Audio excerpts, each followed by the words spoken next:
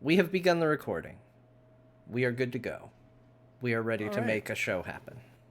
That's good to know. Very good to know. Because then I can do something like, welcome to Azrael the Roundtable, episode. I lost where my eyes Way were to looking. go. Yep, you were 349. really on the ball with that one. You want to give that one another go, sport? You called me sword, you asshole. That's going to be an outtake. This is a real Thanks big escalation. Jeez. Thanks a lot, Tiger. You ready to start the show, That's Chief? Blake. I'm not Tiger. All right. You ready, Ben? Take two. Do you need a dramatic pause before you're able to start? Is that for like a waveform purpose? So you like know this is the start of the show? So like any additional waveform prior to that gap is a problem? Welcome to Azrael the Roundtable, episode 329. This is the show that talks about whatever the heck we feel like in the world of Warcraft. My name is Ben Bumhofer, and with me, as always, is John Jagger. How's it going, John? Hello, Ben. It's Why, Friday. hello, John. It's Friday night here in Azeroth. I'm happy to be joining you here at the round table, the Azeroth round table specifically. There are many round tables. This one's in Azeroth. This one is ours. We've claimed it. Ben licked it. Is it made of Azurite? No, Azurite wasn't a thing when the show started. Yeah, but it could be a new table made of Azurite. So we it's don't the- want a new the table. actual Azeroth round. I don't want it. From Azurite. I don't want it. I think Azurite's a Ponzi scheme. Okay. This table's made of good old-fashioned Serenite. That's Oh, right. no. Yeah, it's about time. Yep. And you know what? The person introducing this Serenite this week, I'm so happy to have you back, and it is always a pleasure to have you. Manny, welcome to the show. Thank you for having me back. I think I was here on like episode 309 or something. I don't know. I don't even know. I what think it was an episode- even 20 episodes Oh, ago. wow. I don't know Okay, what well, we'll get you episode scheduled this for is, so 349. I couldn't. Well, that's because you don't listen until I say John. And then at that point, you're like, oh, I'm doing a show. I need to pay attention to people. Oh, someone acknowledged me. And then as soon as you're done talking, that's when you stop until there's a pause. And then you fill in again. Yeah. That's Yeah, why that's not that good. sometimes what I react to is not what was said. No, not at all. But that's okay. But if you want to talk about reacting to things, by cracky, do I have stuff to talk about Is this that week? the saying by cracky? I don't know. I don't saying think it. that's something people say. Unless they're Well, wanting I'm to purchase saying it. drugs. And they're Hey, being by cracky. they're being cute about it. I would like to buy some cracky, please. Followed by the question, are you a cop? Yeah. That's the, You have to mo- tell me if you're a copy. That's the most obvious cop. I'd like to buy a little cracky, please. What? Well, anyways, What are we talking So- about? You want to try that again, Ben? It's crikey. no, I know. I was kind of quoting Cartman, but anyways. So, something happened to me yesterday that just blows my mind of how the game has changed entirely for me to the point where I am happy. I'm having a great time. It's the best time in 8.2 for me. And that is, I got revered with Mechagon, and now I'm flying. Yay. Boo. It is fantastic, absolutely fantastic. So there's something else I want to talk about in Mechagon that I absolutely love that I think, John, you might enjoy in a kind of a different way, but we'll get to that if we have time later.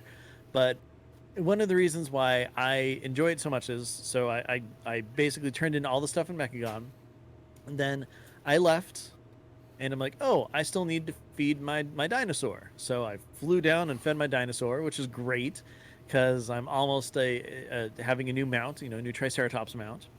And so I'm like, okay, well, you know what? I still have some time. I'm going to go to Nagitar and I'm going to work on some rep for there. So I'm like, okay, cool. So instead of being full-time healer dude running through hundreds of mobs trying to get somewhere so I can unlock a chest, I flew right over there, and I'm all like, boom, chest. I can actually do all the stuff that I want to do in its play session when I don't have a whole lot of time to play. And it was the most amazing thing. And even better, it let me explore and it let me see, and I didn't have to worry about being mobbed by 20 things because it takes me forever to kill one mob.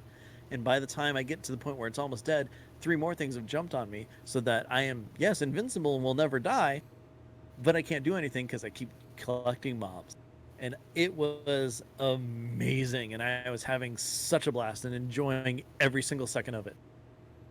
Manny, the internet tells me that you want to take Ben's joy that he's just expressed and shatter it on the ground in front of him.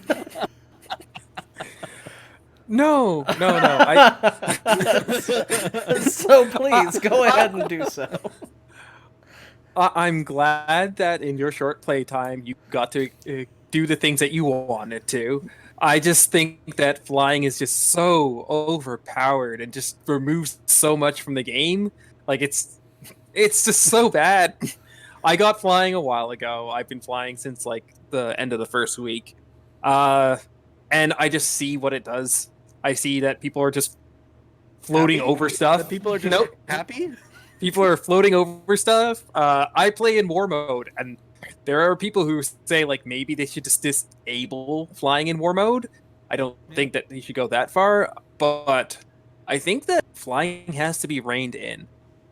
I think that when you, let's say, want to get from point A to point B, you should find a good route to get there instead of jumping over everything.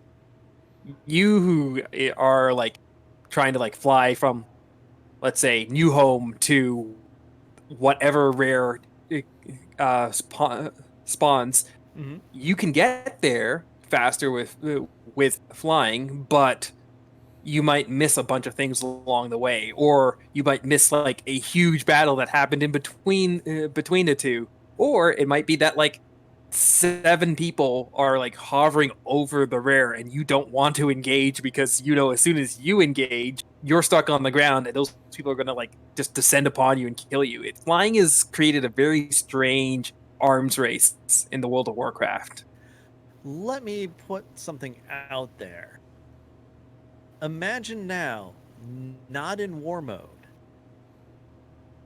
Now imagine someone says, hey, this rare is out there and you want to kill that rare and you want a fast way to get there. And you have to take a flight path that goes to an area that's similar to where it is. And then you have to run to go get to it. And then all these mobs attack you along the way. But even before you land from the flight path in the first place, the rare is dead because you couldn't get there fast enough. Okay, but let's assume that like 5 people are all after this rare, and all 5 of them have flying, and it dies as soon as 3 of them get there. If you're one of the 2 people that aren't getting there, it's the same equation as if nobody had flying. But I had a better chance. You had a better chance because not everybody had flying, and that's what the arms race is. Right? I have taken a bunch of my friends and be like, get on the Sandstone Drake because it's too slow if you don't have flying. I think that, yeah, it's great when you get there, but there's still the exact same amount of times that you will fly and you will see it just drop dead just before you get there.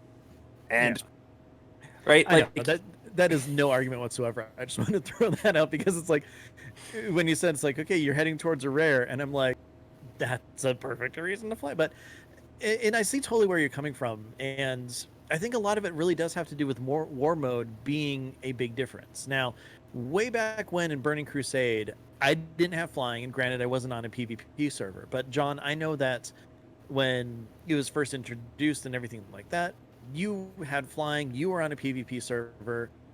Was it something similar that you're or that people are talking about right now? I know you haven't fully experienced it because you don't have flying yet.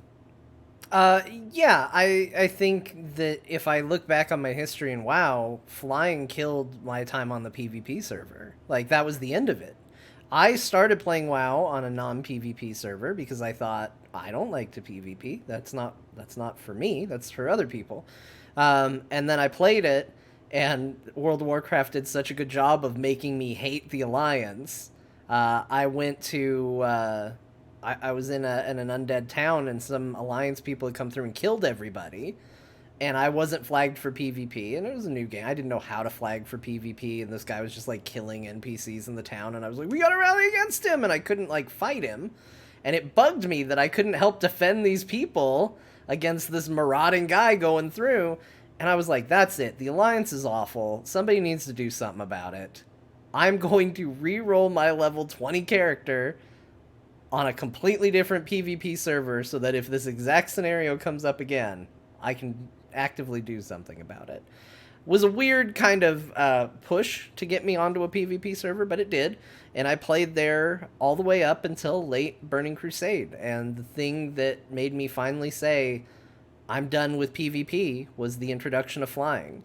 Because I've always been the person that's going to slowly read the quest text and, think about where I'm going to go, and I'm not just like click and accept and then racing. And I did like the stress that the world provided, but it provided what felt like a very fair stress.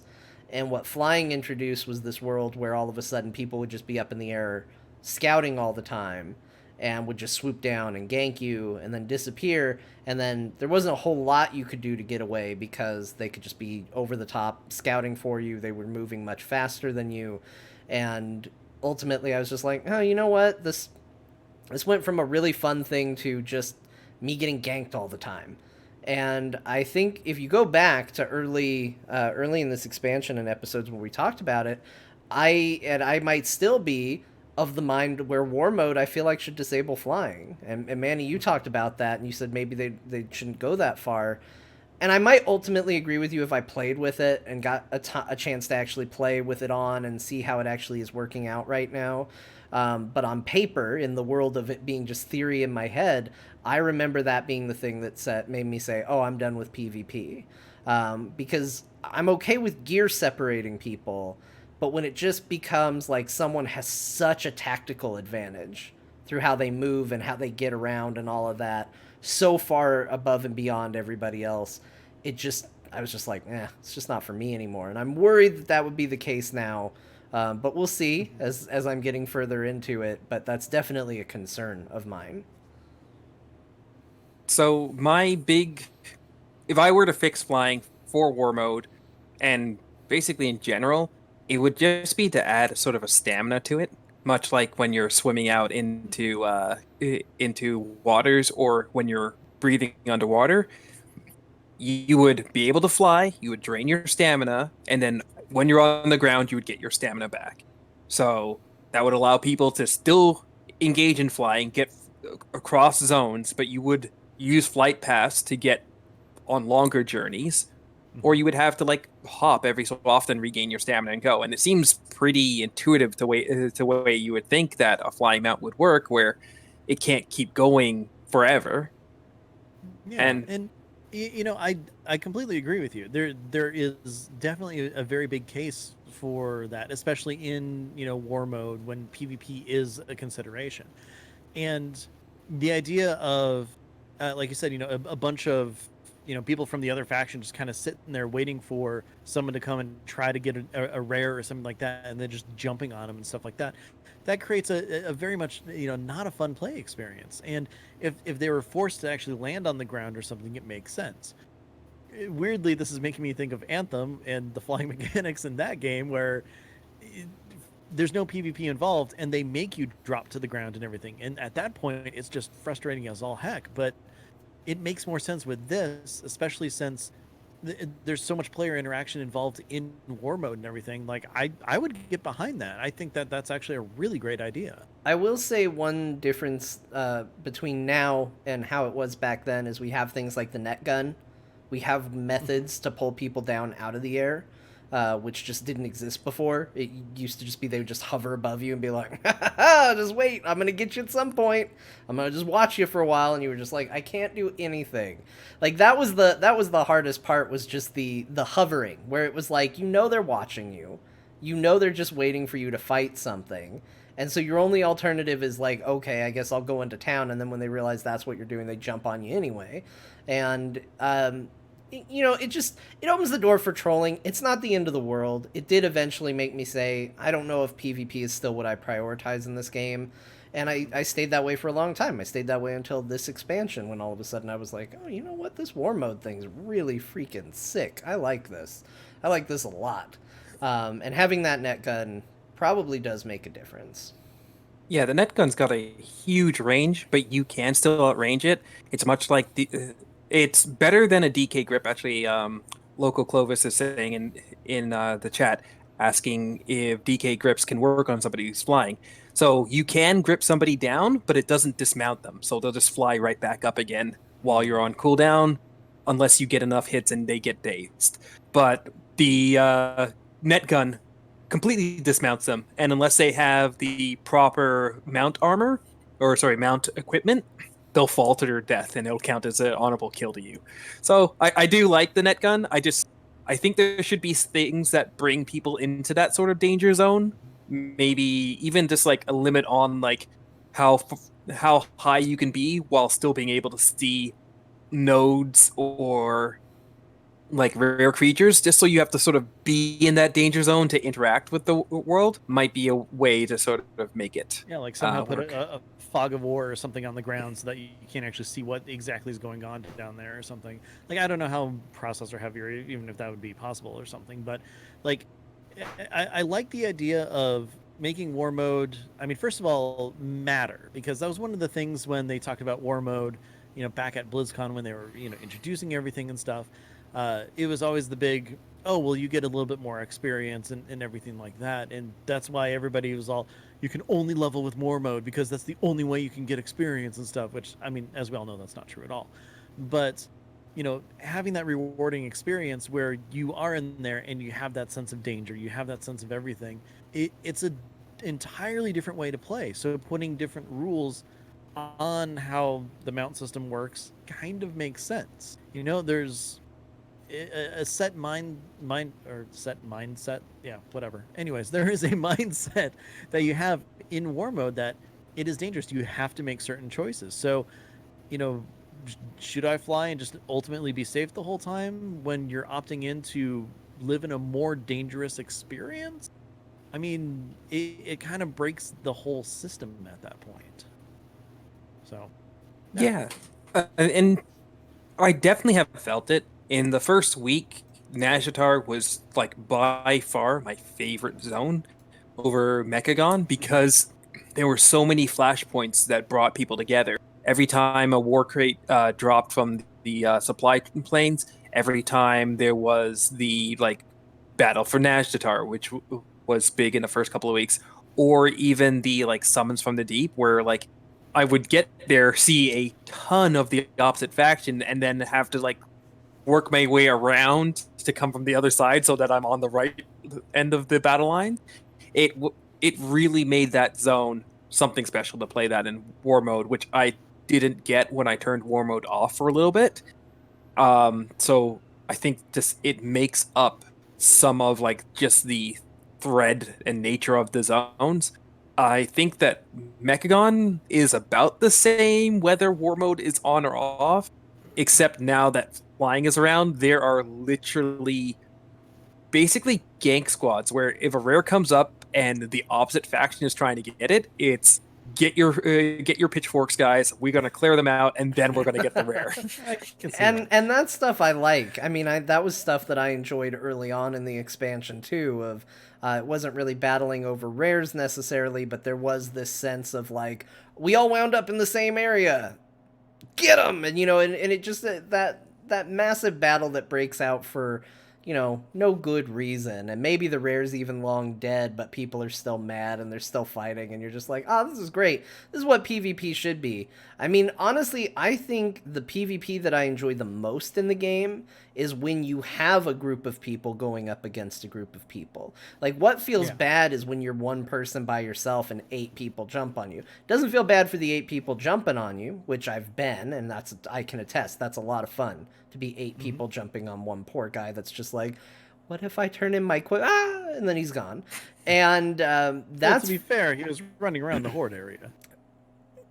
not always. and, Not and so That one time. Uh, I mean, you and I have been on the other Oh, I side of know, I some know. like some guilty feelings in this game of like, should we keep I killing know. them? Well, we need to for a quest, so let's do it. Yeah, But we only need to kill them 12 more times, and right, then we're done with the quest. and they're the So. only ones around, so we're just gonna have to keep getting them. Uh, but I think it's one of those things where if you're by yourself and someone ganks you and it just turns out they're way better at PvP than you, that is PvP. That's the nature of the beast. But it doesn't feel great. If it's a bunch of people piling on you, also doesn't feel great. But when it's me and all my friends, or maybe not even friends, just my faction showed up, right? Like my buddies showed up, they had my back, their buddies showed up, and we all clashed and it was this huge battle. That always feels good. Even if you lose, I'm usually laughing in that situation. It's like, look at what we caused. Look at the chaos that this one stupid thing brought about in this game. And I think that stuff's fun. And I think anytime Blizzard can find a way to try and encourage mass groups of war mode people into a single area to interact with the same things is always going to equate to what it should be, because the people who are going to get frustrated with that are going to be the people that shouldn't be in war mode anyway. War mode is for the people that are going to see that clash come together and go, yeah. It's not for the people that are like, I can't finish the quest because there's other people around fighting. It's like, well, okay, if that, then your goal is finishing the quest, then you should turn war mode off. You'll be okay, I promise. Oh, sorry, go ahead, Manny. Well, I was thinking about this before, and I was thinking that they need to change the way that you benefit from war mode. I think that enemy players should give maybe a little bit of AP, a little bit of resources.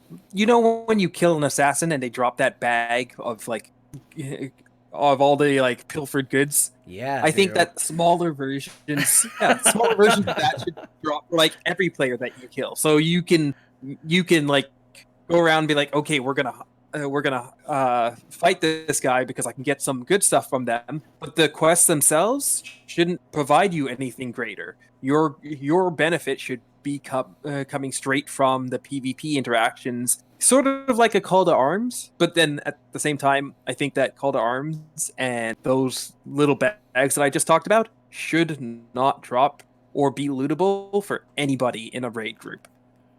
At best, you can have a 5-person team, and maybe you're there with another 5-person team, but like then they can just shift people out into a different shard if it's like 25-man teams versus one 5-man team. It's like, you know what, guys, we're gonna break this shard down so that it's more fair. Yeah. Okay. So this kind of got me thinking, and I brought it up over I don't know, maybe the past couple episodes and everything about how hard it is for Blizzard to really design something, especially with like, a patch that tries to hit every single point of interest that the player base has. PvP, raiding, pet battling, just questing, things like that. There's always a ton that they need to work on to make everybody happy, which, as we know, is never going to happen because we're WoW players. We're never happy. That's how that goes. So, can you imagine how hard Nagitar was to create when you have to take into consideration war mode versus non-war mode? So, Manny, you're talking about these incredibly fun times of trying to kind of like figure out and get your way to something without being totally jumped by say a group of alliance that you saw somewhere over there or something. Like, that sort of gameplay, that sort of engagement is something entirely different than someone who's not on war mode. You're actively looking for that fun, for that, as John said, kind of stress. It's a good kind, because it's what you're doing. You're like being a spy, sneaking around, unless you see someone that you can take on and jump in, and it's a much more interactive world than me, who I don't do a lot of war mode. So when I'm trying to get to objectives, trying to do things, I have just all these mobs in the way. Well, in war mode, the mobs are there as well as the alliance players, and there's going to be more interactions between all of that going on. Whereas with non-war mode, they're just hurdles to get to the objective, and it's an entirely different play style on this. So with that in mind, it's kind of hard to see which side of things Blizzard is really trying to design for, because There's tons of, rares, of course, in Nadjatar. There's tons of world quests, dailies, everything like that. And just getting to them can be very challenging if you're goal oriented as opposed to experience oriented. And I think that for me, that's where the big disconnect is. Blizzard will never be able to balance that in such a way that it's going to be, incredibly satisfying for both sides of this. So switching to a version of, hey, everybody is either in PvP or they're not in PvP all on the same server, it's got to be really tough and challenging. And I think, first of all, to Nadjatar's credit, they did a good job of filling it with a lot of stuff. But again, as someone who is goal oriented, it's frustrating going through tons of mobs just trying to get somewhere so I can jump on jellyfish and grab an octopus. It feels like a zone that was designed for flying. I will say that. I haven't...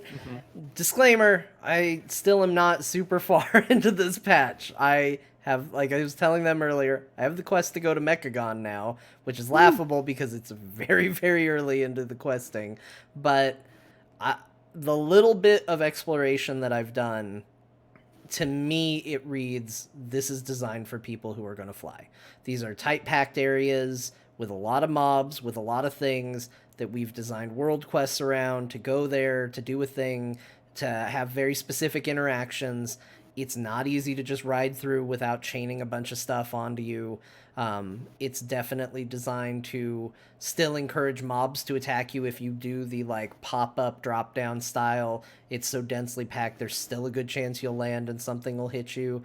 Like, just looking at it from an outside perspective, very briefly, my perspective on it is it feels like it was designed for flying, which makes it a little frustrating right now when you're on the ground. I have the added bonus of being a rogue, so everything in the world can leash onto me, and I'm like, okay, what if it doesn't? And then they all go back to they all go back where they need to be. So it feels great for my class, but I understand the frustration that can be there for somebody that maybe doesn't want to fight 100 mobs just to go from point A to point B. And that has actually always been a frustration I've had with WoW. I feel like WoW has notoriously been let's just put more mobs there, more enemies. Like, I feel like too many enemies are aggro enemies, and I feel like there's too many of them in most places. Like, they've definitely gone the route of, once you're off the path, and then in other zones like Nadjatar, even if you're on the path, it's dangerous. There's dangers all around. You'll probably get attacked by something unless you've out-leveled the area. And I don't think Which that... you can't.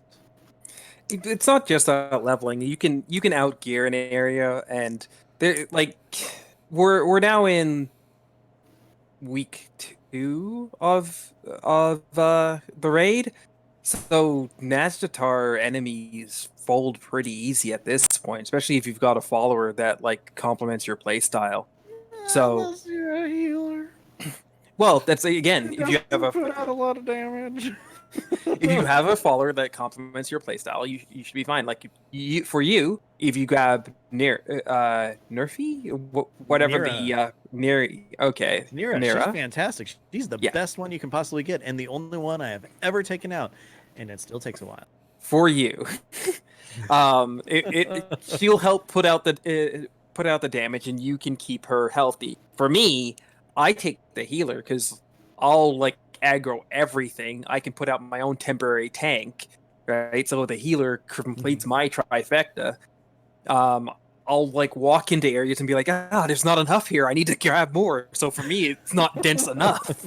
Well, it's funny because if Nevermore and I go around, she's a tank, I'm a healer, it's night and day with how I do world quests. We were doing Mechagon last night, and it's okay, well, we need to kill these things and scan them. And she's like, okay, cool. And she's got 3. I'm like, I'm going to go grab those 4 over there and pull them in. And we just kill them really fast. And then it's okay, cool, quest done. Whereas I'm by myself, it's okay, one at a time. Oh, crap, something jumped on me. Pin it.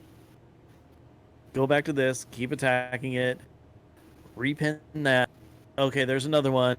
Okay, put out Chi-Ji, so she's healing me while I'm killing these 2, while that one's still pinned. And it's just an entirely different rhythm and flow of the entire gameplay. It's really interesting that like the Holy Trinity is definitely in effect if you're solo and you don't change your spec at all, which you shouldn't have to. Well, and maybe it's my lack of fondness for trash. Maybe it's the fact that I don't think WoW's gameplay is still holding up all these years later, and I think it's the weakest part of the game.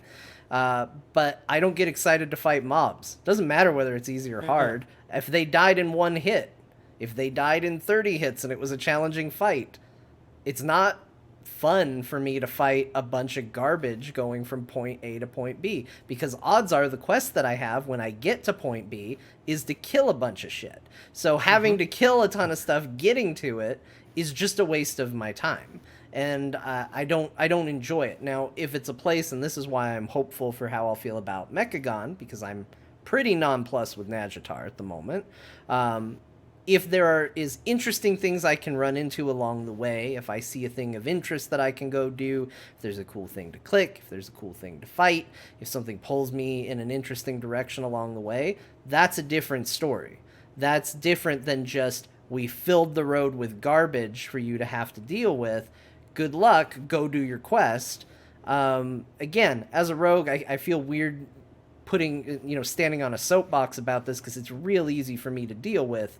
But at the end of the day, there is a point where, Vanish is on cooldown and you still want to be running around doing things. And it's like, okay, well, now it is time to fight. And now I do have to work my way through stuff. Or if you're leveling with a friend and they can't stealth and you're like, oh, okay, come on. I guess we got to fight everything and I'm going to have to help. That is why John and I don't level together.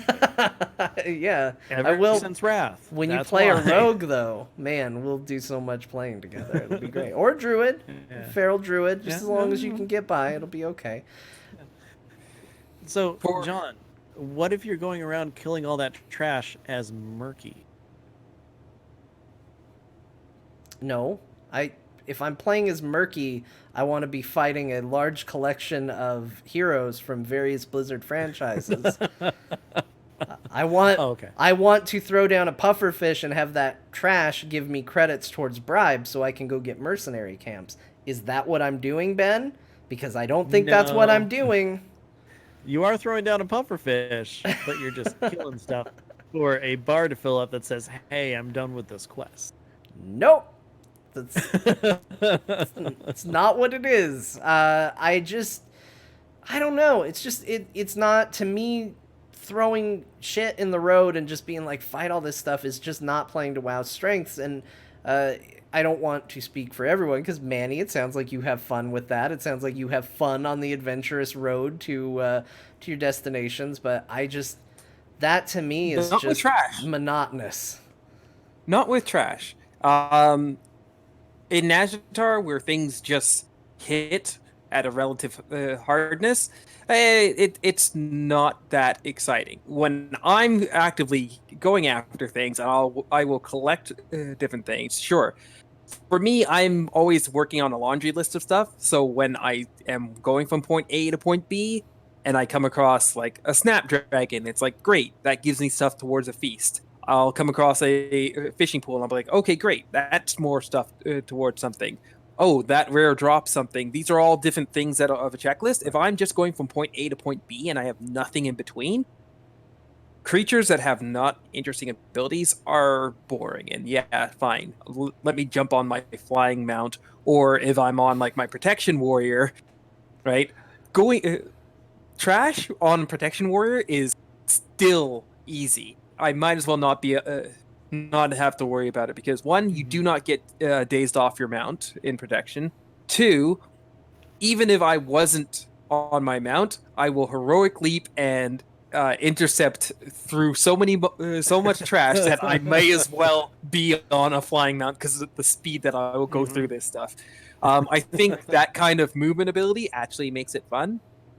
Mechagon, you haven't been there yet, but the creatures do have some interesting abilities that you will react to in some ways. Creatures with the shield, I think, are great, because you can purge off the shield, or you can interrupt it so that you don't have to deal with like what is effectively a second health bar. some of them have like strong projectile attacks that you'll move out of the way of if you are paying attention to it. If you're just sitting there and taking the damage, then they just hit hard and it gets really monotonous after a while. But if you see the abilities and you actually like dodge around them, you see the nano healing, and you're like, oh, that I gotta interrupt, or it's gonna get all his health back. That sort of stuff, I think, actually makes them something to fight against. But if you overpower it, then you're just going to burn it down. Or if you're not paying attention, it's just going to be a slog to get through. Yeah, and some of that's fine. I mean, there's a level of discovery, D&D-esque discovery. I was riding around and going through an area. It was a bunch of passive mobs, and I was like, oh, okay, look at that. Blizzard's learning to put things that don't just attack you on sight. And I stepped on an egg, and I got covered in gunk, and they all aggroed on me, and I was like, oh, Jesus! And then all of a sudden I had to fight a whole bunch of things, and I was like, oh, you know what? Good on them. Like, honestly, that's a funny and kind of fun interaction the first time, and then I know to try to avoid that. And it makes for kind of an interesting world setting and things like that. And I accepted that this was a decision. I could have not stepped on the egg. I did it deliberately. I was like, haha. And, you reap what you sow there. So that sort of thing is fine. It was more like as I was getting up to like the world boss and it's just surrounded by so much stuff, I was just like, why does all this stuff have to be there? It's just either people are going to fly through it or the people on the ground are going to feel bad for having to go through it. And I'm just going to stealth around it. It's fine, but it still feels like a thing that doesn't need to be there. It feels like a weird, outdated... It's a part of the game that feels outdated to me when I see a bunch of weird trash mobs around things. It's just like a boss inside a raid. You know, there's trash before that, so of course you have to do it in the world too. It just only makes sense, John. Sure. Only makes sense. Sure, why not? But Manny, to your point of dodging big attacks and things like that, the one thing that I wish is that Blizzard would be a lot more consistent with some of that stuff, because sometimes there's like completely uninterruptible like huge cast bars that are like, oh, I need to totally dodge out of this. So you dodge around and the mob just like, oh, I'm turning too. When sometimes the same thing happens and it's like, I'm running around and nothing. It just, it shoots its laser right in front of you or something. And I think that goes to what John was saying about how, the gameplay hasn't aged as well, because when they try to put that stuff in there and some mobs do it, some mobs don't, it makes it a little tough to really know exactly what is going to be something that is more interactive versus, okay, I just stand here and take this one because there's nothing to do. Even if I interrupt it, they just cast it right away. It's kind of one of those things where juggling those abilities, telegraphing which ones you can actually do something with versus just having the same exact thing happen on another mob, but none of it is the same. It's like in Raid when, hey, there's a swirl on the ground, this one you want to stand on, but the next 3 fights you don't unless it's green. But in the first one, the green one is the bad one that you don't step in. But, consistency sometimes is all we ask. Yeah, consistency is definitely something that I wish they would do more of. They have done a bit of it in BFA. The Raptors, if they jump and start swiping, that's something you sidestep out of, and they've been very consistent about that behavior throughout BFA. It's been in dungeons, it's been in the raids. Oh yeah. It's been in the outside world. So like that was a thing. I was like, oh, okay, that's a Raptor thing, and if they continue that forward, great. But yeah, when it's like jump into this pool, but don't jump into this pool, but they look the same color. Oh, now I've got to go look up a strategy either inside the game or even outside the game. Like I've got to go out to like Icy Veins or Wowhead. Yeah. That's when, it definitely is a big disconnect. Learning the rares and how they work is just something you can sort of do intuitively. Like if you're up against the Rusty Prince, which is not something that you would typically find normally, because there's like a couple of steps that you need to do before you can actually get to him. But when you fight him, he uses this saw blade move, and it goes out one blade in front of him and two off in an angle, and you can sidestep it. But like right after he does like this zap, which is this long cast that will hit you for damage. He'll do his heal, and you only have like typically one interrupt unless you're some weird class that I don't know about. So you have to decide: am I going to take the damage or I'm going to let him heal? Like that becomes a strategy thing for you. You can't do both, and I think that makes actually intuitive gameplay. Yeah. Right. Also, it'd be nice if your interrupt worked on every type of thing that's supposed to be interruptible. Because I mean, there are things that are there, that is specifically, hey, this is interruptible, but not every interrupt works, and that is so frustrating. Because as a healing monk, I have technically 3 things I can do to interrupt things, and when like 2 of them don't work on it, it's like, no, that's not fun. But anyways, going back to consistency though, like I love it when you fight a dragon. Well, we haven't fought a dragon, like a real dragon, in a long time, but it was okay. Don't stand in front of it because that's the breath, and don't stand behind it because that's the tail attack. And anytime you go up to a dragon, up till like, I don't know, I guess when Cataclysm happened, it was like, okay, don't do those rules anymore. We had all the way up through there of like, okay, this is how dragons work, and everybody knows this is how dragons work. And then all of a sudden, okay, we just don't do that anymore. It's so funny you mention that, though, because I've been playing a lot of Final Fantasy XIV, and I got to a dragon, and all of a sudden, like, I had this, like, mind-blown moment of, like, I don't know where to stand to fight this thing. Like, because WoW brain kicks in and is like, don't stand in front of it and don't stand behind it. You gotta stand to the side of it. And I was like, so I did, and nobody was, like, yelling at me or anything. But I just noticed that that's not necessarily where other people were standing, and I was like, is this a thing here? Like, I don't know. I'll have to look it up on my own time if this is a requirement, because, like, I'm the only one standing on the side of this dragon, and I feel kind of weird about it, but it's definitely, like, WoW muscle memory kicking in of just, like, no, dragons are to be fought on the sides. If they ever invade our actual world, I'll be like, well, they better attack it from the side. Because look, that's how you fight a dragon. That's rules. Yeah, that's how you do stuff. What are they gonna do? Their legs are for moving forward. They're not gonna side claw you. Their tail can only go so far. Their head can only go so far. There's a little leeway in there, I think, where you can really get at a dragon safely. Bop you on the head with the wings. Oh yeah, no! there's that. Oh no! We didn't consider the wings. But well, yeah, if that happens, stick your sword up.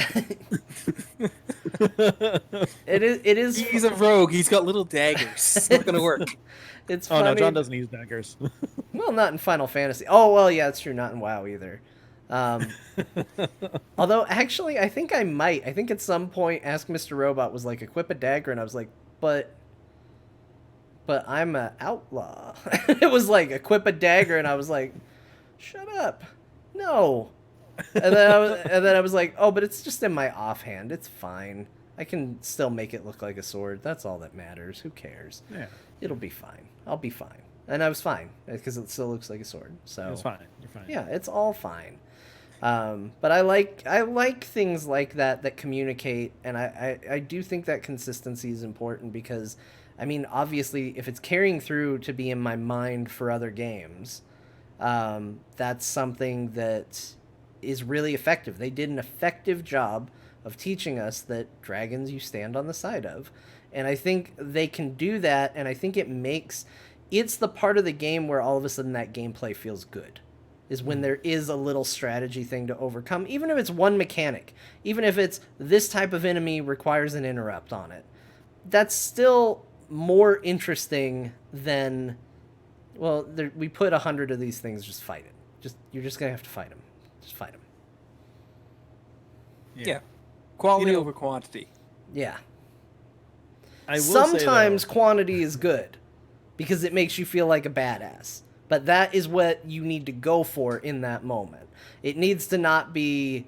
It needs to be, we sent 100 skeletons at you so you could just be blowing up skeletons and feeling cool. Not like, this is just what... I don't know, we just put in a bunch of skeletons. I think that would be fine in a scenario where I don't need to repeat it, because multiple times of doing that loses impact. Like, if every time I step out of the temple, wave after wave of undead come at me, I just feel like, I'm tired of it, and I've already shown that I can own all of you guys. Like the bugs in ICC Yeah. when you're waiting in that one corridor. Well, and it needs a good animation. Like, it needs to look like the beginning of Lord of the Rings when Sauron's smacking elves around and they're just going and flying into the air. Like, it needs to be a very specific moment. It needs to be designed to make you feel cool, and you need to feel cool when you do it. Oh, You know. like in Legion when you got those like vision quests or whatever, when you're the Tauren dude with the big Yeah, the you just spear. go running through demons and they're just going off to the Yeah, side. exactly. That was good stuff. But so John, you want to talk about quantity over quality? Okay, I've been a little down on Mechagon the last couple weeks because it wasn't something that I was really enjoying a whole bunch. Two things have happened. One, and I'm not talking about flying, but two things I've experienced on Mechagon make me freaking love parts of that. Okay. So, John, Ben. after doing the world quest, sometimes you get like a bag of tools or something like that. I don't know. By the way, when you go to Mechagon, make sure your bags are empty. Or as empty Won't as matter. possible. Really? Because- That bad? Because I feel like I don't have Yes. to carry anything in my inventory anymore. You're going to need like at least 20 bag slots. I have not bought the newest bags for, I think, 2 expansions. 8.2 broke me. I bought the biggest bags I could find, and still I need to constantly empty them. Oh my gosh. Just empty your bags. Okay, so anyways. So you do the world quest, you get a bag of crap, literally. And one of the things you get is a pressure valve. Okay. So there's a place on the island where you need to find 2 other people with pressure valves. You go, you put it on the pipe, and then you release the pressure or whatever. If assuming 2 other people do it too. The last time I did that, a button, like a control panel, popped out of the ground, and there's a button. I'm like, okay, no one else was doing anything, so I'm like, crap, I'll do it. So I go over and I push the button, and I got zapped, and all of a sudden there's like 30 little versions of me running around attacking everybody. It was the greatest thing, and I'm just like, AoE. So I'm just spinning around, and all these little like Xiaobaoshis are just running around, just attacking and stuff. And then Nevermore did Gorfine's grip and pulled all of them in one spot, and we're just going crazy, just killing little like clone versions of me, and it was freaking awesome. The doppelgang, it's awesome. So Yeah. is Oh, that all great. that does? That's what the pressure valve is for? Is to just create a it's- small army it's- of you? It's like a rare spawn interaction thing. So Okay. you get stuff for it, but oh, it was great. I know that there's other things that can happen because I've done it before, and it wasn't tons of little versions of whoever pushed the button. Something else happened, but it's one thing you can do, and it was pretty cool. So I was gonna say, here- getting 2 other people together to do a thing just to fight a bunch of you is funny, but doesn't sound like it's worth the effort. You can get 3 of them and do it yourself. Oh, okay. Oh, I didn't know that. Well, yeah, of course you can. Just save them. Yeah. I'm not thinking. Anyways, so then there's another thing, John, that I think you would appreciate greatly. Okay. Basically, based off of our Terminator 2 discussion earlier today. So there's a daily that shows up. Chromie's there. Mm-hmm. So I know you haven't actually done the introduction to Mechagon yet. So the reason that Mechagon is happening and stuff like that, there's stuff happening. It's a whole thing. Okay. Great. So well Chromie's well there. explained. I feel far more Yeah. informed now. Well, I want you to do the quest and kind of understand and see what's going on. Stuff happening. Got it. Yeah. Well, I mean, I could totally spoil it for you, but it's up to you. So you go and you talk to Chromie, and she's like, "Hey, I'm here from, or stuff's going on. I can throw you to another timeline where all the stuff like completely fully went down, where people lost. Could you go and do some stuff there for me?" And I'm like, "Yes." It is the coolest thing in the world. All of a sudden, it's like, you're in Mechagun, trash heaps and everything's going on, stuff like that. It's like, okay, cool. There's robots everywhere doing stuff. Some of them are bad, some of them are good. It's cool. And then you talk to her, and then she's like, okay, cool. Teleports you to this other timeline, and like the sky's on fire. There's these giant mechanical spiders like guarding exits to Mechagon and stuff. and it's like this total post-apocalyptic, like, oh, crap went down, like reality, Yeah. and it's freaking cool. I love, I've always loved like time travel, different timelines, alternate dimensions, realities, and stuff like that. And like being able to just kind of jump in there and play it in Mechagon was like, okay, this quest has won me over to why this place is awesome. And the fact that it ties into like the main storyline of everything going on really adds a lot to it, like a lot of lore and like really cool, interesting stuff. So, So bro, I Chromie, know you're listening. I found stuff I liked on Mechagon. best character in WoW because all of her content's great. And Mechagon better than Warlords of Draenor. Better time travel. Yes. Oh, definitely. Definitely better than Lord of Draenor. So I like the Chromie quests because it's part of the layered stuff that they've been putting in Mechagon. I really do like not only discovering Mechagon myself, but as the community has discovered Mechagon. The Chromie scenario, once you've done it, you can get a blueprint. That blueprint will allow you to travel to the alternate future without Chromie. When you do that, there is a boss that is only there when Chromie is not sending you over, right? Oh, That rare, cool. yeah, that rare allows you to then do a quest that gets you an item that allows that when you go back to your timeline, you give them to try and prevent this alternate future from happening. And it's just like that is such a great little confluence of like quests. It just adds so much to that. I really do love it. Oh, And I like just got the blueprints. I haven't been able to make the thing yet. So, oh, this is so cool. yeah, right? Like I again don't want to spoil it, but the rare that is there, you have met the like current version of, and this is like a Cool. corrupted future version. So that's another thing. I I do want to say that though I really do love this stuff in Mechagon, I do think that some of the stuff that they have been developing in Ashtar is also along those lines. There are things that I'm only discovering today where it's like, oh, you can spawn this rare creature, but while you're doing that, there is a option of spawning a different version of them, which will give different loot. And I love that sort of discovery, right? Mechagon has been a lot of things that once you've done it enough, an additional option will open up. Hard mode for the salvage rig was something that was only available, I think, last week once people had done the workstations enough to create the weapons. Have you Gotcha. done the hard mode for the salvage station? Did not even know it was a thing. Oh, okay. Yeah. Hmm.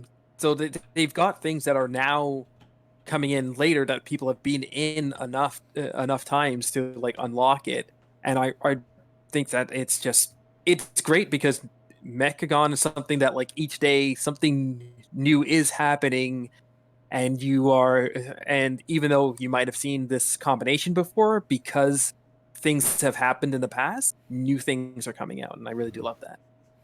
That makes sense. I can see that. But man, I'm going back to an alternate dimension once we finish this show. Go fight a boss. Yeah, that's what you do. It's what you do. But Uh, yeah, I mean, oh, go ahead, John. No, I don't. I don't Oh, remember. I got too oh, just- engaged in what you were saying, and I lost it. It's gone. okay. Go No, ahead. I'm just going off of like just the little bits of story and stuff that I am able to finally kind of get to in Mechagon is what's making that a better place for me. And as I said many times before, I was not a fan of Timeless Isle. To me, it was just like, okay, just go kill stuff, and like that's all that island was for me. Um, Mechagon still is kind of that, but the fact that there are little bits here and there, and like as more time goes through and goes by and everything, I'm actually kind of excited to see a lot of the stuff that's going to be happening with that. And It's so weird to it's got me some cool that stuff. they've separated it into two areas, and that's the part that's strange to me because it's differing philosophies. It feels like, and maybe they ultimately get closer together than they are different seeming, but from what I've heard people talking about it, it feels very much like one has one design philosophy and the other has another, and they're each going to speak to different people more. I mean, it sounds like both of you are slightly more into enjoying Najatar a little bit better. It's like I said, I haven't gone to Mechagon. It sounds very appealing, like it's a drive for me right now to play the game, which I need more of. I've had no fun in Najatar so far. I haven't had the boat falling was the highlight of Najatar for me so far. I was like, whoa, did you see that boat fall? That was great. And then I have had no fun since then. But I hope that changes in Najatar, and I will also say that Mechagon sounds cool. But it's weird to me because when I look at the philosophies of what those places are, I see it as something that can exist in the same play area if that play area was maybe bigger, and actually a place where the strengths of one will enhance the weaknesses of the other. You know, we talk about we don't want Najatar to just, like, it feels bad when you're just going from A to B and there's nothing interesting there. But maybe if you had all the rare spawns and fun little tricks and things to work on building and all of that to do along the way. I mean, Manny, you're a power player, man. I gotta say, like, I'm not. I occasionally I look at like herb to pick, and I'm like, do I want to do this? I don't. I'm like that in Mechagon though. I can't freaking pick herbs in Mechagon. I'm like, I don't care. I don't know if I want to do this. If you're stopping to pick herbs and fish and enjoying the full breadth of the game, then I do understand where you're coming from with finding more fun between there. But when it's just like, I'm just doing my daily, so there's nothing between here except a bunch of fights I don't want to be a part of. But if you take that Mechagon philosophy of so many things can be happening and going on around you, and you put all that between doing your daily between A and B, to me that sounds like the prime thing. That's more of what I would want. But again, it has to be in a bigger map, because again, I want it spread out. I want there to be a big area. Najatar is the only one I can talk about. It feels so densely packed that I think that is part of what that detriment is too. It's like, oh, I got to go down this weird winding path. There's a million things attacking me.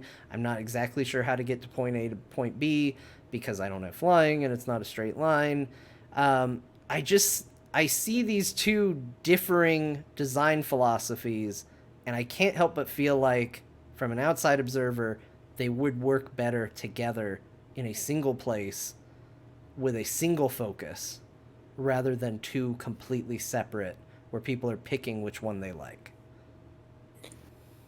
I have recently come to the decision that neither of these zones can be used in a 9.0, 10.0 template by themselves. If you were to have either of these, like, I do love that both these zones are so involved in different ways. There are so many rares, so many different events that happen in Najatar, and I think that's why I like Najatar more, because of these random events that will occur.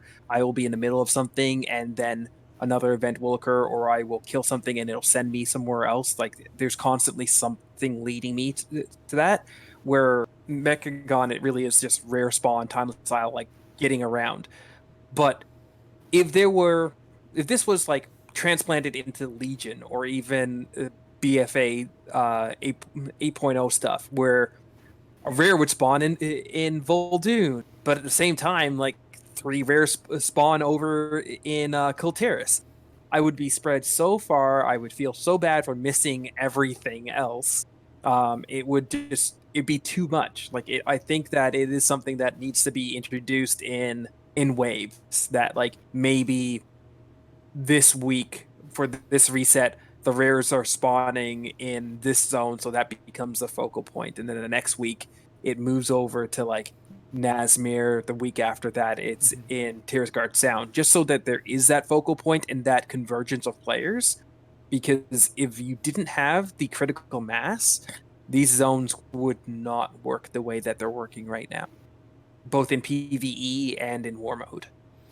And so I don't mean across like the entire breadth of the expansion, although that's something to explore, because I will say, and this is, I hope I'm not sidelining the conversation too much with this, I think WoW players need to be taught that they can't do everything. I think the Yeah. achievement system actually is actively bad. It's funny because Bo said this a long time ago, and I was like, I thought it was one of those things where occasionally Bo says something, and I'm like, shut up. And then he explains it more, and I'm like, oh crap, I think there might be some logic to this. And I eventually, now this one has turned me around, and I'm like, shit, I think he's right. I think the achievement system's bad. Because I think it builds this sudden belief that, oh gosh, I have to do everything.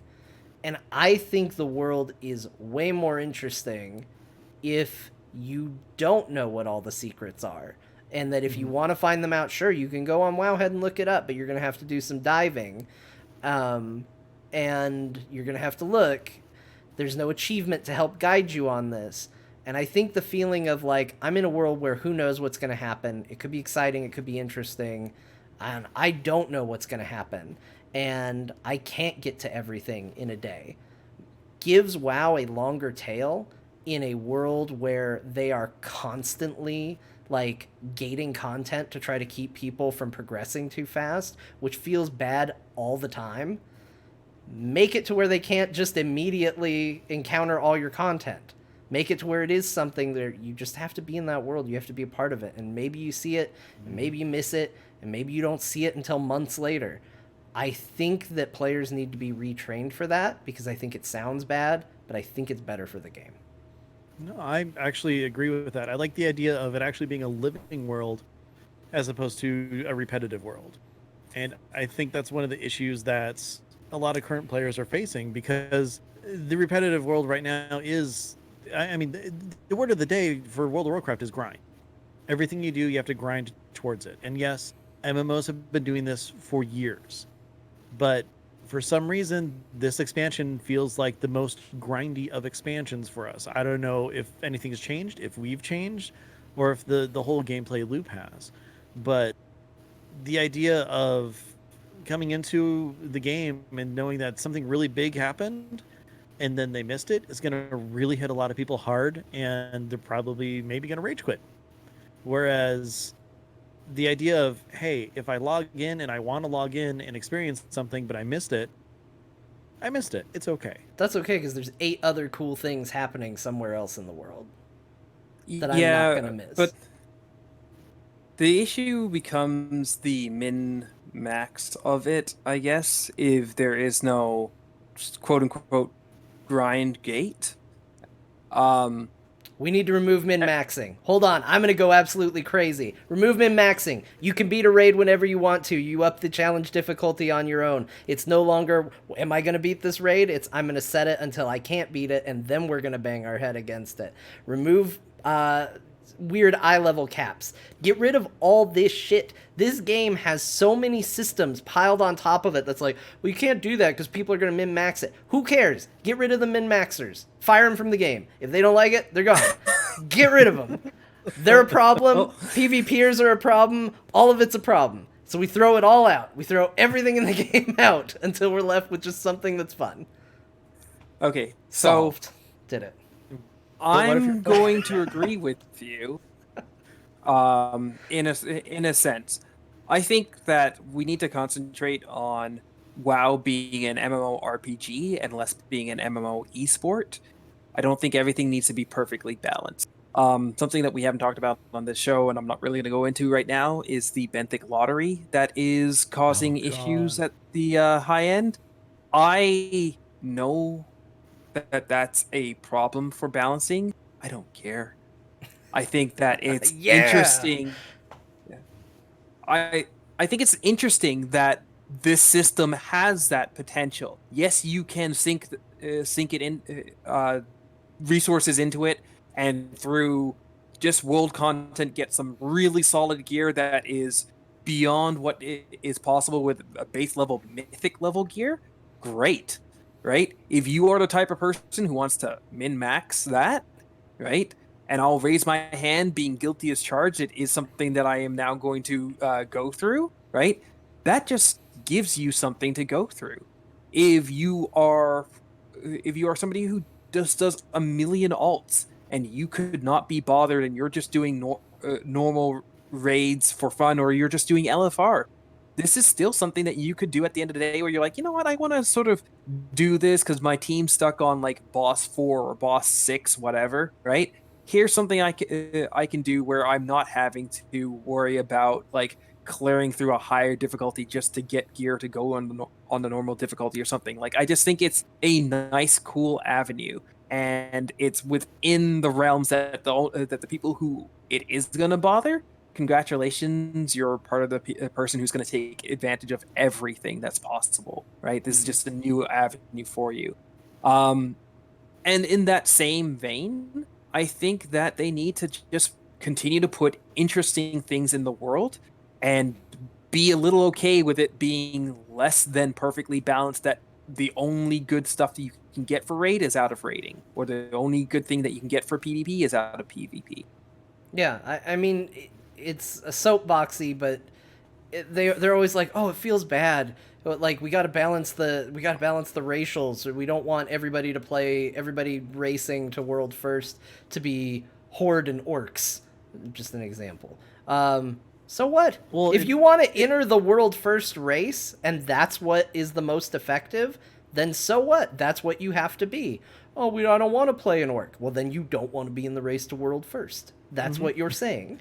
Like, I am sick of my game suffering and the bulk of players' games suffering so that a few people can experience a fair and balanced game for whatever it is that they're into in it. And you know what? That might sound like I'm trying to say that my experience is more important than theirs. I am saying that because right now what the game is telling me is that their experience is more important than mine. So I have no problem saying that, and I will say that. And Tellenroyd in the chat says, problem, you can either grind for months or you can just do nothing, and in 3 months the catch-up mechanics let you be stronger anyway. I'm 100% okay with that, too. I'm sick of the fact that World of Warcraft has to feel like, no, we have to put these players on an extra special higher pedestal because they're doing this content or they're doing this content. I don't have a solution to this, but here's what I'm going to tell you. I've been spending hours and hours and hours in Final Fantasy XIV and wondering why. Because in a lot of ways it feels outdated, in a lot of ways it doesn't feel nearly as good as WoW, and one of the primary things is that game is not making me feel shitty all the time for wanting to do the content that I want to do. That game's entire story and narrative structure is about telling me that I am the coolest person in the entire world. And World of Warcraft, on the other hand, is effectively always telling me that I'm not doing the content that I should have been doing to begin with. Now that might change. I know there are like hard modes and stuff like that, and we might get into some big EP measuring when we get up to higher levels and all of that. But guess what? We're all playing an RPG. We're all playing a game where effectively we're supposed to be the heroes of this world. And when the game comes in and says, well, you're the hero, but there's a million other heroes that are way better than you because they've decided that they can spend more time in our game than you can, and that makes them better heroes. I don't like that. So I don't mind that there are catch-up mechanics to help people out and get caught up and continue to play and enjoy the game, because at the end of the day, that's the point of the game. Well, I don't think that the 3-month reset is really about catch-up mechanics pushing people beyond where you were after you've ground through like whatever difficulty it is. It's the fact that for me, I am a heroic raider and I dabble a bit into mythic raids. Once I get ahead of the curve, right? Like, let's say that's my goal, right? I want to get ahead of the curve. I'm not looking for cutting edge. There's no reason for me to continue playing World of Warcraft with my friends that will give me meaningful progression that is not going to become totally obsolete with the next season reset. And I think that is actually something that they do need to address. I think it's fine for somebody who's coming into the game to grab a bunch of 385 benthic gear and be able to work and level those up to something that can be competitive with mythic level gear if they put in the time. That allows somebody who doesn't have the time or doesn't have the ability to stick to a consistent schedule to still get to upper echelons of the game and not feel like they're behind or lower than anybody else. I think that's why I'm fine with the current quote unquote season 3 reset. What I didn't like about the season 2 reset is that as soon as season 2 hit, everything from season 1 became obsolete. So it did not matter what you did within that season. It mattered for nothing once we moved over to season 2. And there were a number of things that did make that worse than it should have been. Adding the additional ring, so a 370 from season 1 was effectively worse than something of the same item level from season 2, as well as some other things really pushed towards that. But I think it is a problem. I think it's fine for somebody to be able to like catch up and be ready to move into the next season, but I don't think it's fine for everything that you did in the previous season to become obsolete. I think that's What? probably fair. I mean, I think it can probably feel like going into a new expansion, right? Like, your greens, if you were maybe super legendary, maybe those early greens and stuff don't matter as much. Like, I do think there is a level of, there has to be a reason you're doing heroic rating, right? Like, realistically, we live in a place in a World of Warcraft where there is a tiered level of progression system. There should be a reason for that. And if right away I'm able to just get the same stuff, that's maybe a problem. To walk back my argument a little bit. But there are some people out there who think that there should be no catch-up mechanics. That it should just be a case of, if you come into battle for Azeroth, you are going through that content in an extremely linear fashion, and you do not progress to the upper tiers until you have gone through all the levels of the lower tier, including like raids and dungeons and stuff like that. And that's a bridge too far for me. I think you need to get people where other people are, where the game is relevant, and where the story is relevant. And if you're not doing that because you're worried that you're going to make people's achievements feel I can't think of the word I'm looking for. Trivialized. Trivialized, yes. Then I think that's something you have to ignore. You have to keep people in the same spot, giving people who have put in extra effort and attained defeating more challenging content, giving them an edge, I think is ultimately fair, though. Yeah, I mean, the idea of, okay, it's a new raid tier and everything like that. Let's give people gear that gets them into normal level rating. Already, the people who are doing heroic are higher than what that would have been. I'm fine with that. I think that makes sense to me. But before we go, what if item level just wasn't a thing, and the difference between normal, heroic, and mythic was all based on skill? There's 20 more mechanics in mythic than there is in heroic. There's 10 more mechanics in heroic than there is in normal. What if? And I haven't fully thought it through. I just thought, hey, what if we just got rid of item? Ben, you know my support for any time someone starts their argument with "what if we got rid of." Like, I'm always bound. Unless that you're gonna follow that up with rogues, I'm on board with whatever you want to say after let's just get rid of. I'm all for shaking it up. I think people can be a little too precious about, I'm not accusing anybody here of this, I'm just saying in general, I think people can be a little too precious about, no, World of Warcraft is what it is and it can't change and it needs to be this. And it's like, where do you think all these weird WoW Classic people came from? They came from the fact that the game changed and has changed dramatically. We can continue to mess with it. There's no reason why they can't come in and just scorch earth, make changes. And yes, people are going to be mad. People get mad at Blizzard if they change the color of an icon. Like, people are going to be mad no matter what. So just do whatever you want. Do whatever's going to make the game fun. Again, fun should be the goal, not what's going to get them playing for 6 more months. Not how can we turn this 2 weeks of content into 4 months of patch content. what's going to be fun to make people want to log into this game on a daily basis and see what's happening in our world. That should be the goal, and everything else should be You secondary. mean we're not playing an MMORPW? What's an MMORPG? A massive multiplayer online role-playing work. Well, I should have gone with J. I'm sorry. I didn't say the whole close thing. the show, Ben. Close the show. Hashtag fix grappling hook. Yes, he got me back in the end with fixed grappling hook. You know what? If you don't want to fix grappling hook, because look, I understand I'm on the wrong side of history with the Mythic Dungeon Invitational, where I'm like, I don't care that it's fun. I want whatever. Like I give a shit about it. After they took away my grappling hook. If they're not going to give me my real grappling hook back so that people can be competitive, at least give me my grappling hook so that now when I'm in war mode and someone's up on their mount, I can grapple hook up onto the mount and start stabbing them while they're on the mount. Do that, and all is forgiven. That's one free recommendation for you, Blizzard. Grappling hook onto mounts to stab them. Hashtag we know rogues are best class. We know how much they actually listen to us, which is never. Right.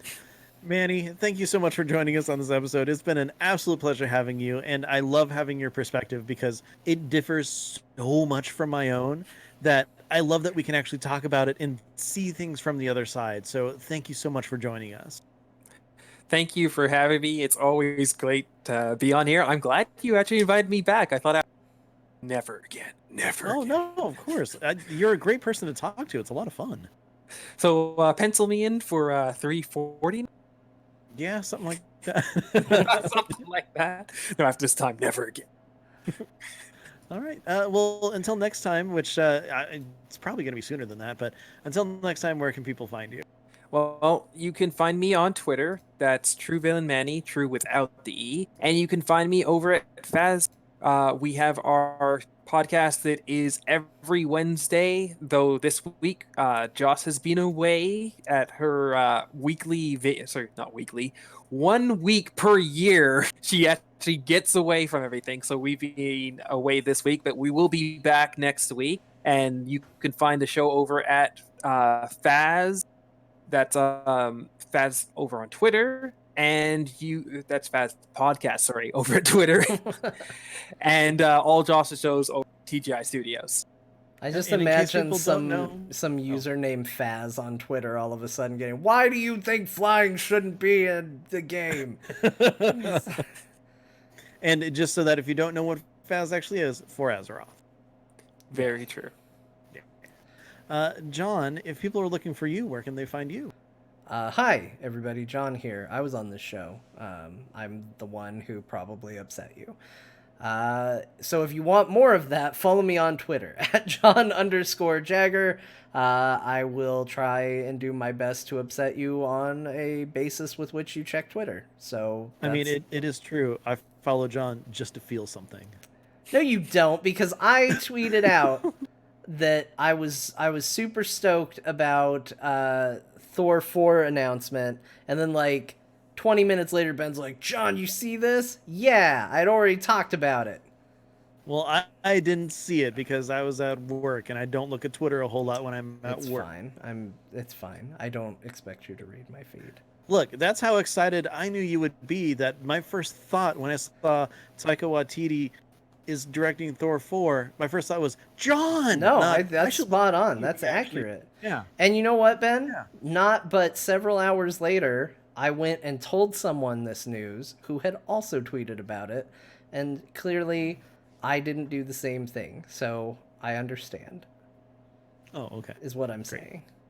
Look, if there's one thing that everybody should take away from this interaction that just happened here, is that I like to say things to get a reaction out of Ben, even though I've already been proven to be wrong by life and circumstance.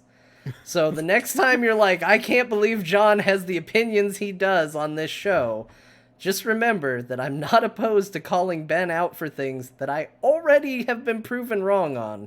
It's just what I do. I'm an agitator. I follow John on Twitter. He gets the people going. Yeah. Stirs the pot. Hey, but you know what? You can also listen to me on other podcasts. You can listen to me on Core. Core. That's a video game podcast where I am the one with the moderate opinion. Imagine You that. guys are Imagine that. you guys are hardcore about video games. I commented last week, I think. I was like, it's so nice to be on a show where I'm not the one that's going to encourage the emails. But Bo's on that show, is he not? He Oh, yeah, is. he He's encourages the one emails. who's going to get the emails. How are you the moderator on a show with Bo? Schwartz is my man. Like, have you met Bo? Look, in the last episode, and he's in the chat, so his ears are probably burning. On the last episode, he said there shouldn't be loot in Diablo 4. This is how I get away. Whoa. This is how I get away with being... I'm the one with the realistic opinions on Yeah, Core. you're the moderate. Yeah, By comparison. by comparison. That's how that you need to add those two words after moderate. That's why I think Bo's great, is I can be as wild as I need to be, and he will grab that spotlight and put it on him, and I get to just sit back and not be the email generator for a while like I am on this show. Ben told me today in the car, he says, John, we got an email. There's a long pause, and I just said, was it good? And he's like, yeah, it was actually nice.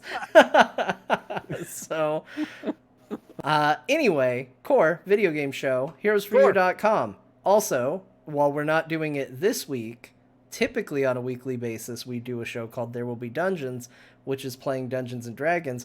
Oddly enough, I'm probably the more moderate character there, too. You kind of are, actually. This is the wildest show that I'm on, actually. This is where I get to just really just generate the hate, apparently. Anyway, I guess. therewillbedungeons.com is where you can go for that, for a much more controlled, reserved, and humble me. If you think, John, I like Azeroth Roundtable, you're a bit much, those are your options. Ben, Okay. Yes, John. now tell us all about the shows you're on where you're like loud and have strong opinions and really make a lot of Well- controversy and talk about all the things you don't like and So, generate a John, lot of angry apparently- emails. Apparently, I'm just a boring person on everything I'm on. So, I mean, if you want that, you can follow me on Twitter. I'm at Ben Bumhofer. If you want to hear me play Dungeons and Dragons, I'm on a show called +5 to Hit.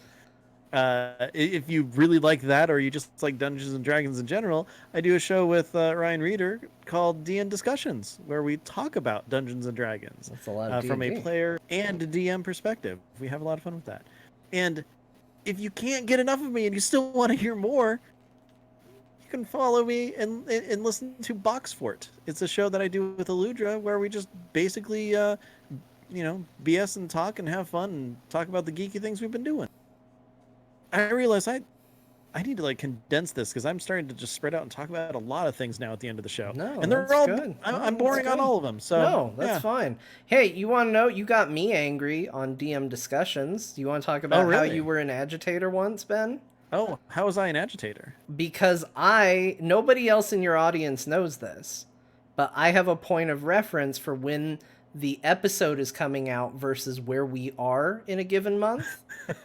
Yeah, And that's very so true. I know you have recorded extra episodes from like, and I'm sure it's real convenient and nice for you guys because you're like, we're not putting any sort of timestamp on these. We can release them whenever we want. But we're like right after a game where they're like, we played and there's a lot you can talk about. And you're like, we didn't play. And I was like, that is bullshit. We did play and it was an awesome game. And I was like, he has pre-recorded this. This was recorded months ago. They've been sitting on this not months, but this was recorded weeks ago. They've been sitting on this. I'm probably one of the few people that knew this, but I was agitated. Well, I will say it allows me to actually talk about the game as opposed to like, hey, this is what as a DM I was totally thinking about during this encounter. They don't know all this other stuff that's going on, but here's what's going on. So. I know. I want to hear all the secrets so I can plan accordingly. It'd be great. Anyway. You gotta hack his computer. That's what's gonna happen. Yeah, because they've clearly got them all in the can already.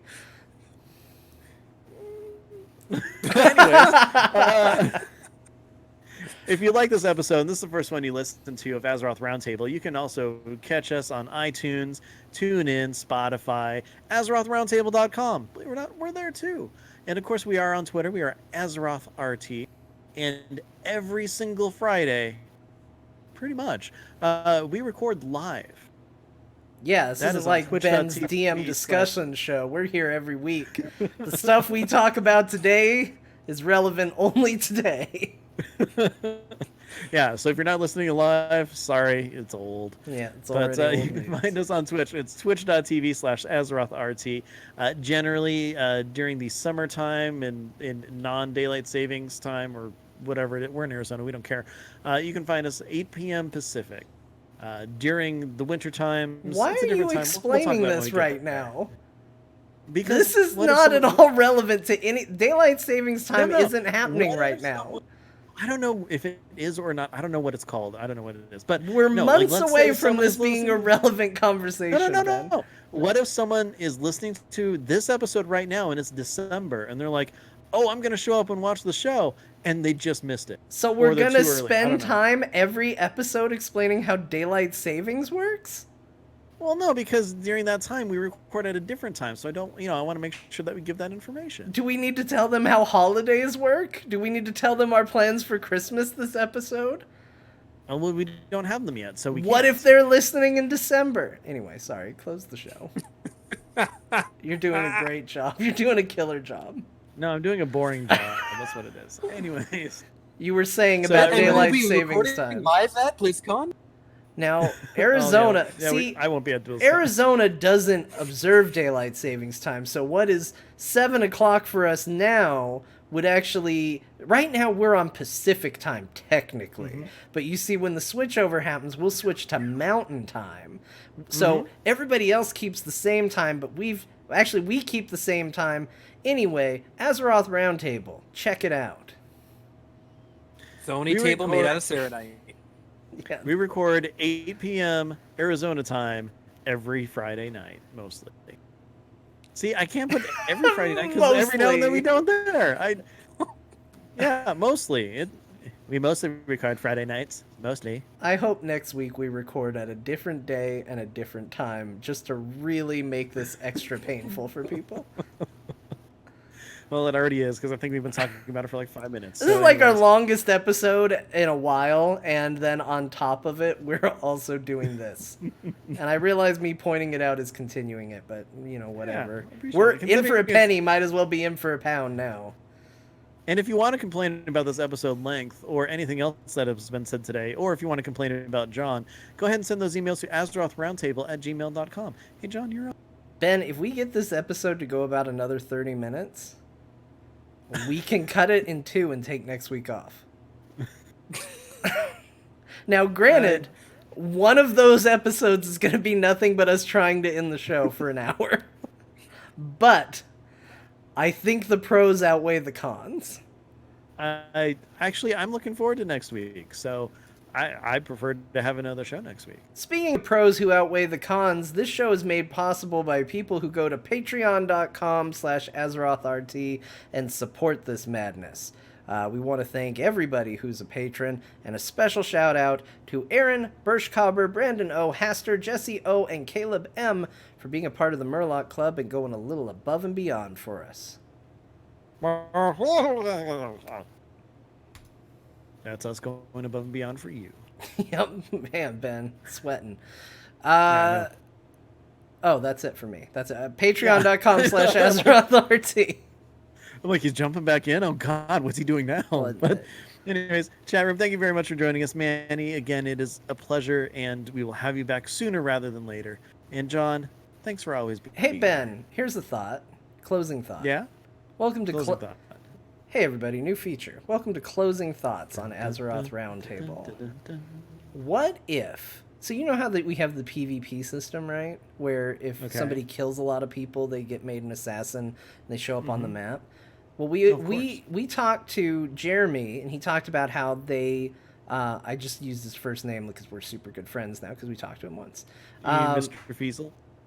I know him as Jeremy, but yes. He told us how NPCs can actually see player characters and register that, right? Yeah. What if they added a system where you could get flagged for like a reward cache in PvP if you were witnessed committing a murder? Like NPCs could report back and that would get a bounty on you faster because they saw you. So it'd be like in Red Dead Redemption where someone witnesses a murder. Yeah. So it would That'd be encourage covert PvP murder.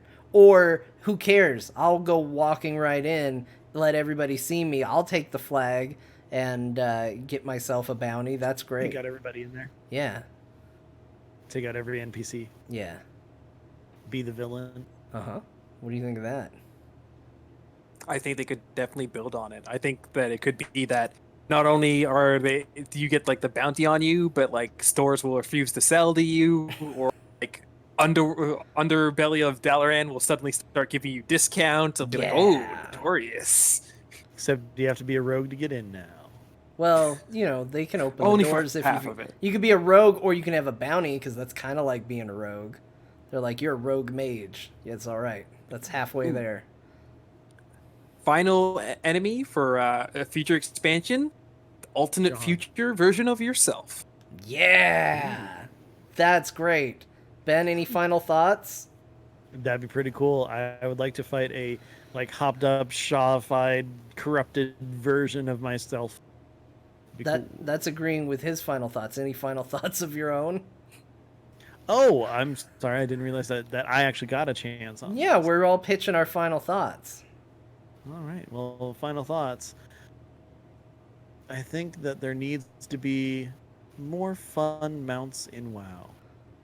Like fun ones where, you know, you do little cool things. Like I really like the balloon that you got for BlizzCon. I liked the water walking mount when that was a thing. Also the sea turtle mount, that was a cool thing. You know, just mounts that do cool stuff. I agree. It's not a final thought. No, that's Fully- that's it's a not fully final fleshed, but- thought. I like it. Great final thoughts. All right. So until next time, again, Manny, thank you. Chat room, you're awesome. And everybody, be good to each other. Bye-bye. See, we rewarded them for sitting through all of that. Yeah, only a half hour more until the end of the next episode, right? Right. We're going to cut it all. It's going to be great. And that's where the show's going to end. Oh, right. It should.